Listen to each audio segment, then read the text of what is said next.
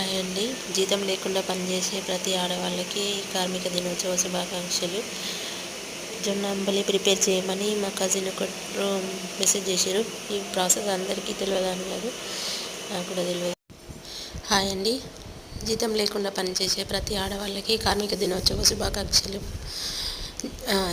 జొన్న అంబలి ప్రిపేర్ చేయమని మా కజిన్ ఒకరు మెసేజ్ చేశారు. ఇది అందరికీ తెలవాలని కాదు, అలానే తెలియని వాళ్ళు కూడా లేరు. నాకు కూడా స్టార్టింగ్లో ఈ ప్రాసెస్ తెలియకపోతుండే, తర్వాత ఇప్పుడు నేర్చుకున్నాను.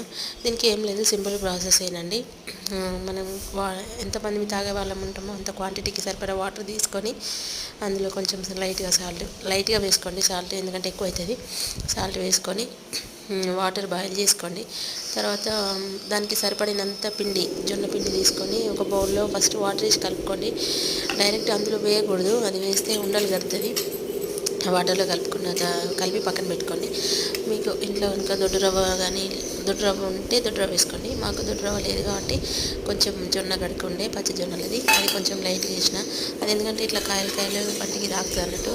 ఇప్పుడు పాతకాలంలో ఏంటంటే వాళ్ళు వాటిని ఏమంటారు, పచ్చి జొన్నలనే ఇసిరి అంబలి చేసేటోళ్ళు అన్నట్టు.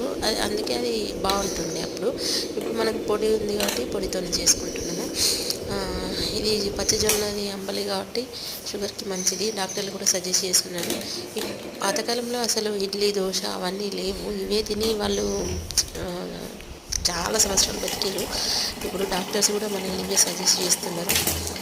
ఇంకా హెల్దీకి హెల్దీ, ఆరోగ్యానికి ఆరోగ్యం, అన్ని విధాలుగా పనిచేస్తుంది ఇది. వీడియో కనుక నచ్చితే లైక్ చేయండి, షేర్ చేయండి, కామెంట్ చేయండి. మాకు వ్యూస్ వస్తున్నాయి, సబ్స్క్రైబర్స్ రావట్లేదండి.